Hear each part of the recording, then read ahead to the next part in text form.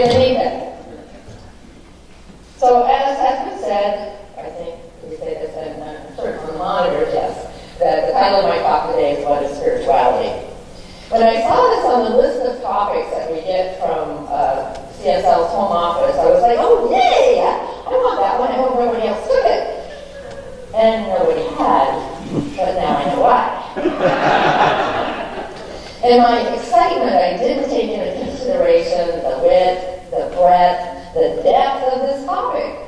I just thought it's something that, as a licensed practitioner, I thought I might know something about. Emphasis on might. But how do I explain what I might know to others in 25 minutes or less? Yeah, it's complicated. But I'm here, and you're here, so here we go.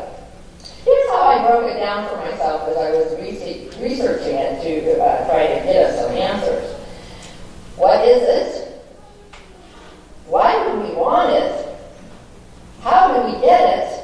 And who can have it? So what is it? Much like Elizabeth Lesser, the author of The New American Spirituality, A Seeker's Guide, I would like to think that I've been following a path to spirituality for at least my adult life. Yet I now know that I hesitate. I realize that I hesitate when people say, well, what is spirituality? I would like to give a quick answer and feel like I should be able to. I've certainly met enough people that I consider people and animals that I consider spiritual. I've read enough by people that seem spiritual. And I've heard enough from people who seem spiritual. So, and I know that it's just really hard to explain the experiences that they've had, that I've had, and that veil has been lifted to beyond my usual consciousness into that vaster reality that does exist. Yet up to now, I have found no one-liner that adequately describes the mysterious nature of these beings or the states of consciousness. This is at least partly due to the fact that the spiritual quest is different for each of us, and it changes as we change. As George Carlin said, just when I understood the meaning of life, they changed it. And yet somehow it definitely feels critical to ask, what is spirituality as we venture on the path?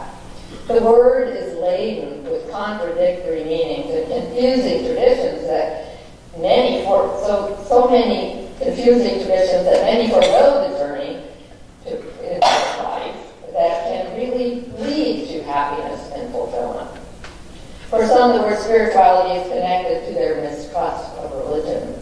For others, the word spirituality is anti-scientific, and as such, it is either a refreshing departure from rational tyranny, or it conjures up the occult, UFOs, and bogus information. Some hear the word spirituality and are encouraged by its promise, its whispered promises of grace. Others are threatened by it, afraid of looking too closely at their behavior or the unlived parts of their lives, and eventually death. For most of us, the word spirituality probably activates all of the above associations. We are drawn to it, suspicious of it all at the same time. Still, an early step, if not a first step, to some of the spiritual path, surely needs to be to find a satisfying definition of the word, one that is as free from conditioning as possible and one that can keep us on track. I found that deconstructing the word spirituality can be a freeing and enlightening task. And once I started searching the word's meaning, I found simple hints along the way. What I realized as I worked through a definition of spirituality is that no one has the definition. And for a matter of fact, no one has the answers to the most basic of questions, like how to live, how to love, and how to die. If such unequivocal answers existed, they would be answers more like how to make fire. We all could agree on how to do that. But no, spirituality is more like how to have a good marriage, Now, 42 years doesn't guarantee that I could explain that to you. How to raise a child, I have two really wonderful ones, but it was just luck. Yeah, it's fine. Though not a definition, my favorite explanation of spirituality goes like this. What is the difference between religion and spirituality? Religion is for those who are afraid of going to hell. Spirituality is for those who have already been there.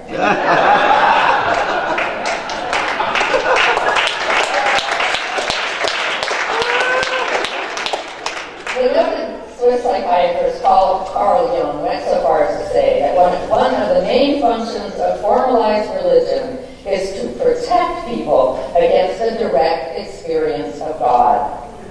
And of course, German philosopher and economist Karl Marx called religion the opiate of the masses. But the late Anthony de Mello, a Catholic priest, explained spirituality quite simply. Spirituality, he said, and you're going to love this. Are you ready? Yes. De Mello said, spirituality means waking up. Most people, even though they don't know it, are asleep. Mm-hmm. They're born asleep. They live asleep.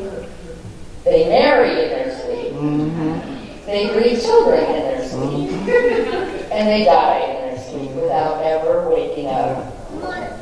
They never understand the loveliness and the beauty of this thing that we call human existence.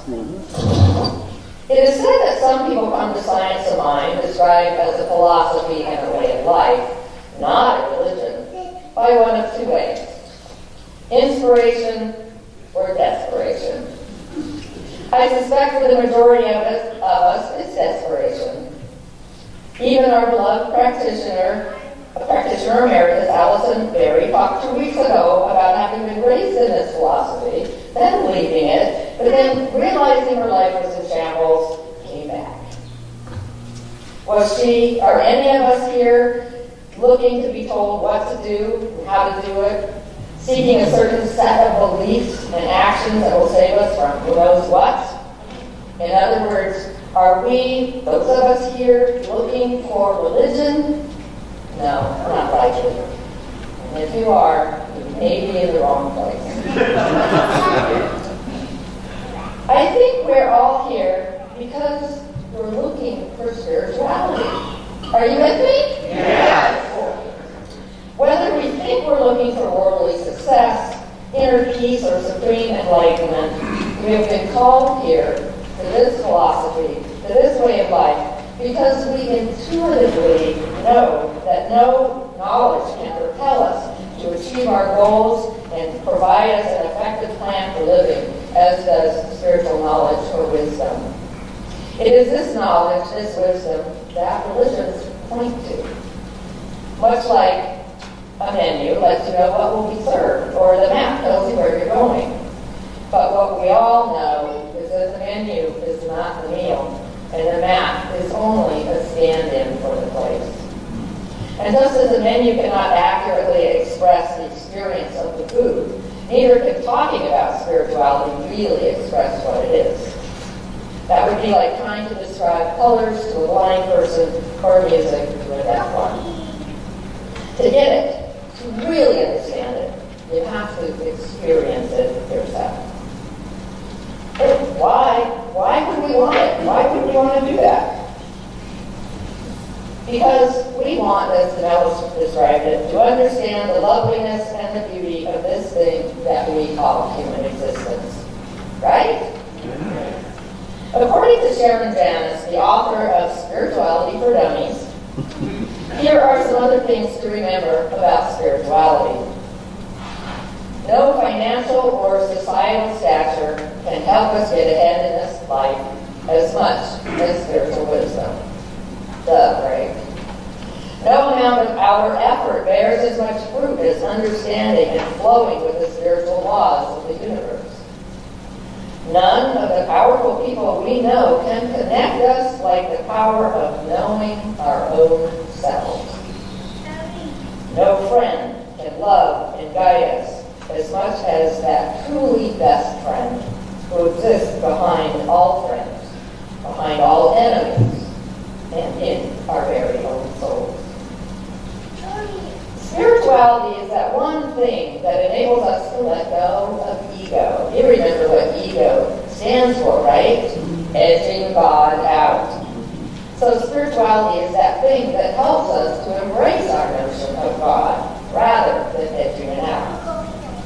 Three wise women were talking, a Catholic, a Jew, and a science of mind practitioner. Now you know that you're all science of mind practitioners, right? Just not licensed ones. So their discussion came around to why God had waited, according to the biblical story, 6 days before creating humankind. One ventured, it wanted to organize everything before we got here so that we would want for nothing upon our arrival. The second one suggested that God wanted to practice on the animals to make sure that we would have all their best qualities. Finally, the third said, I believe it was so that when we are moved by pride and ego, we can remember that even the fly enjoyed priority over us in the Word of God. Now, I know a really short poem about flies. You want to hear it? Yeah. It's by Ogden Nash, probably my very best favorite poet. It's called The Fly.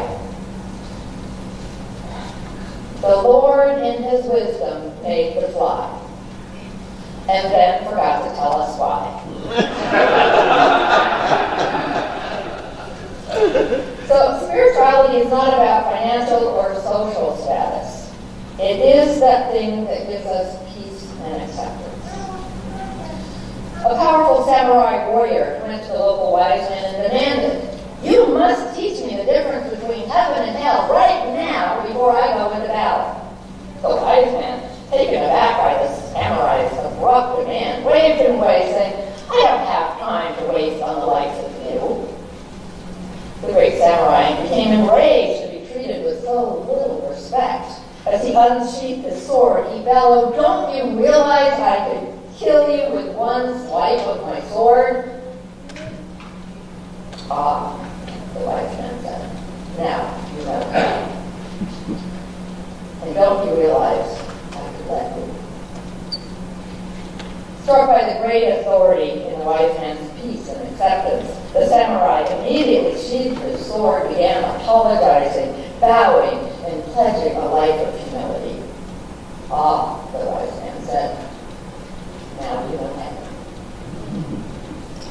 Spirituality is also the thing that gives us equanimity, that ability to remain emotionally stable.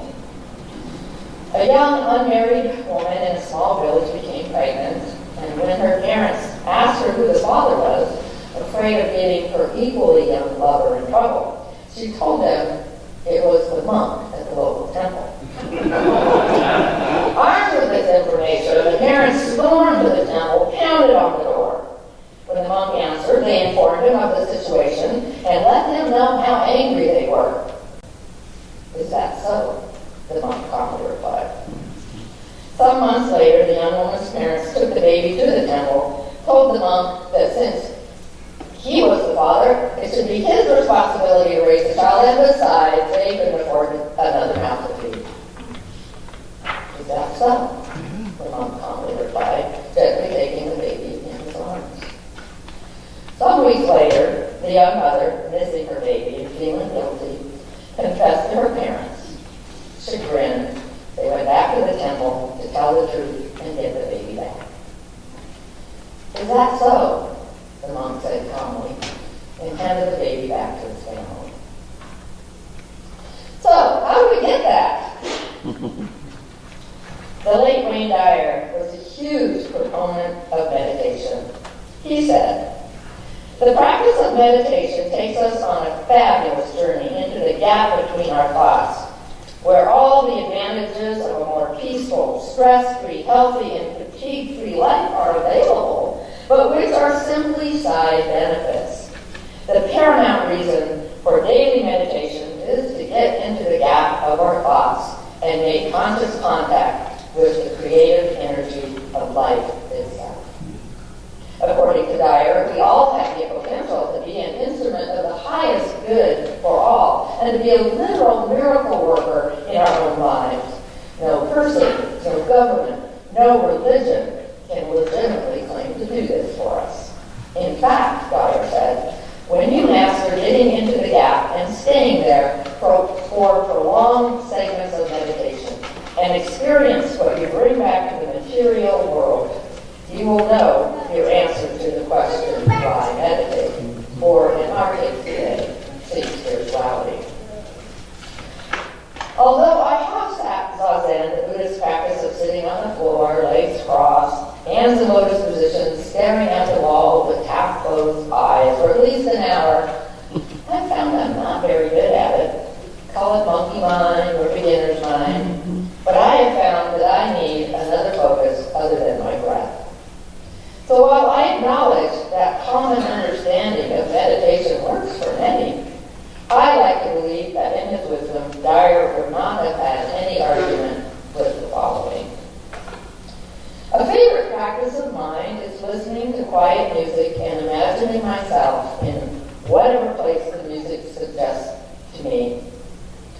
Be it in a small boat on the ocean, drifting near a coastline at sunrise, or wafting like a leaf in a cool breeze over a beautiful city on a hot summer night, or twirling in a green mountain meadow with a warm sun on my face. According to our founder, Ernest Holmes, in Living the Science of Mind, spirituality is a definite feeling, a communion with invisible harmony, the supreme being, the mind and heart of God, or the creative essence. He likened it to beauty which a great artist must entertain, and I've changed the pronouns here, if she is to create a worthwhile art. We do not say the artist has beauty, but that she has a great appreciation for beauty. We know that an artist feels beauty, senses its presence, and to a degree communicates with it. Holmes went on, in drawing it into her own soul that she may outbreathe it through her performance. Mike and I knew that even from a young age, our daughter had an artistic bent. We bought her art supplies and encouraged her to take art classes. But it wasn't until she found baking and discovered that, as we like to say, that her medium is frosting, that she found what Holmes calls the creative essence.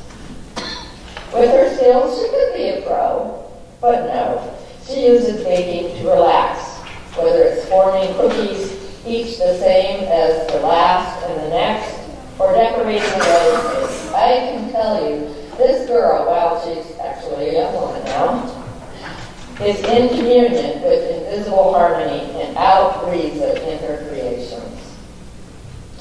Writer and teacher Natalie Goldberg tells of discussing with her Buddhist teacher her struggle with spiritual practice. Just sitting meditation apparently didn't do it for her either.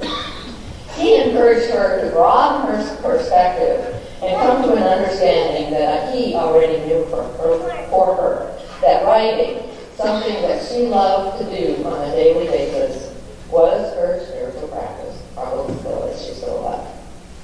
Another example of an alternative spiritual practice. Although a common chore for boys in American families, our son never learned to mow the lawn. It certainly wasn't that he couldn't. It was because, as we have often joked, that it is one of Mike's spiritual practices. So rather than show Chris how to do it, he would just do it himself. I know people in our center who get in the flow by feeding their chickens. Others do embroidery and needlepoint, another crochets, another cooks. Of course, Mike still mows the lawn. One of the assignments practitioner students had to do when I was going through craft studies it may be different now, was to think of a ritual that we had to do on a regular basis that perhaps wasn't our favorite, figure out how to turn it into a spiritual practice, and then write about it. I chose cleaning the cat boxes. I think we may have had 4 at the time, so it was somewhat onerous task, to say the least. Bending over the boxes, scooping up the stuff, shaking off the litter, dumping it in the trash can over and over. What I discovered by doing my homework was pretty amazing. Simply put, it was gratitude. First, I was grateful for clumping litter that makes the whole process so much easier. And of course, the pooper scooper, clearly a godsend. Slowly, I began to see my cat's deposits, and the regularity and number of them were signs of their health, and I was certainly glad of that. I then became grateful for our cats themselves, recalling the joy, the love, and yes, the spirituality that they bring into my life. Finally, I was grateful for myself for making the decision to keep our cats inside, not only for their safety, but also the safety of birds, bugs, and lizards in our yard. How wonderful that this assignment almost turned the chore of cleaning the cat boxes from a have to into a get to. Almost. This isn't to say that every time we do our spiritual practice we'll be lifted to heights of ecstasy. No. It's more like playing solitaire. You know the odds are against you, but you keep playing anyway, because you can find a certain peace in laying out the cards and calculating the moves, and because it feels so good when you finally win. But the veil can be lifted in the most unexpected times and places. I remember asking my parents, and I was pretty little, who knows everything? Apparently I was savvy enough to know that it wasn't them. Of course, they told me no one person knows everything. Then there was the time in a college astronomy class when I was finally able to grasp the idea that the farther into space we look, the farther back in time we see. Let me say that again. The farther out into space we look, the farther back in time we see. Now, if this is escaping you, don't worry about it. If you really want to know, see me after service. But I'll tell you, it has to do with the speed of light. So, who can have it? You're probably no doubt expecting this, thinking that this whole spirituality thing is pretty awesome now.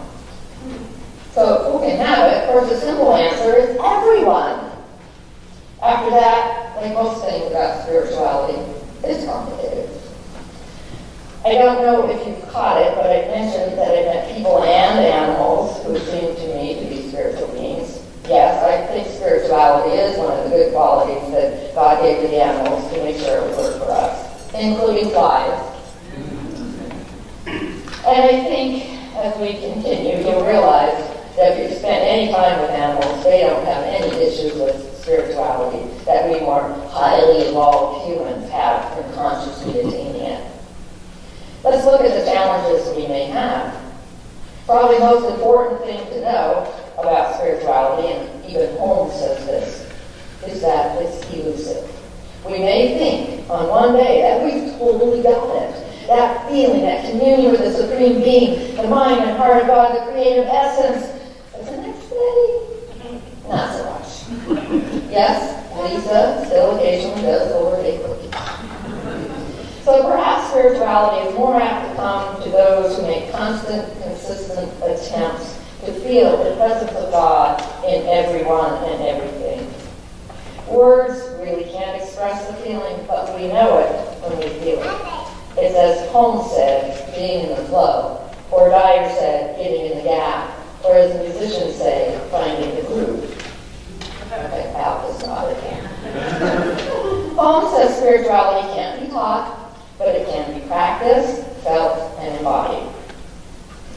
I think this is the key to spirituality. It's not so much what it is, but how it is, or how it can be.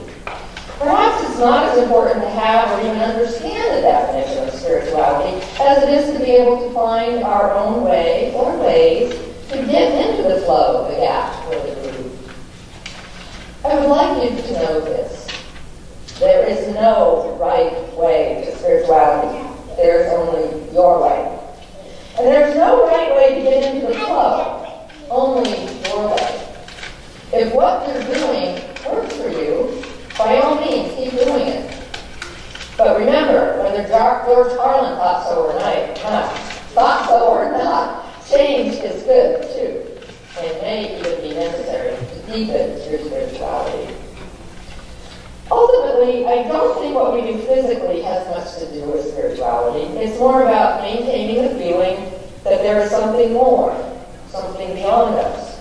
It is that consistent attempt to be awed by everything around us. Put it as simply as I can, spirituality is a regular practice of trying to catch a glimpse of that very essence of the Creator, the one, the best friend that dwells within us. Finally, I was really struck, actually, by a quote by mathematician Max Planck that I came across while I was researching this talk. Planck said, "Science cannot solve the ultimate mystery of nature. And it is because, in the last analysis, we ourselves are part of the mystery we are trying to solve." To me, this speaks to our questions today and why it seems complicated. We're here wondering what spirituality is, why you would want it, how to get it, who can have it. When the answer is this: we, every one of us, already have it. All we have to do, as Danella says, is wake up. That's right, wake up! Wake up and recognize the loveliness and the beauty of this thing that we call human existence. Then it's not complicated at all.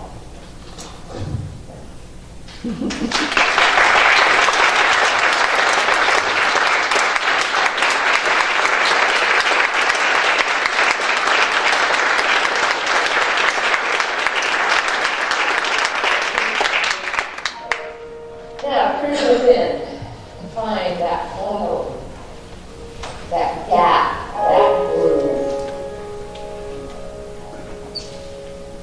I know, without any doubt, that God, the invisible harmony, the supreme being, the mind and heart of the one, the creative essence, the omniscient, omnipotent, omnipresent, is all there is. Is the creator of the flow, the gap, and the groove. It is peace and harmony. It is rhythm. It is the rhythm of life. It can neither be created nor destroyed, because it is all there is, all there ever has been, and all there ever will be. It is joy, pure agape love. It is all that I need. It is who I am. It works in me, as me, and through me. It is the best friend behind all friends, behind all enemies, and even in my very own soul. Because I am one with it and cannot be separated from it by any means at any time. And what is true for me is true for everyone and everything, no matter their place or time. Seeking it out, being connected to it, brings harmony. It brings peace. It brings balance. It brings equanimity, acceptance, and humility. It is what helps me to know, in human terms, the difference between heaven and hell, and that I have the choice.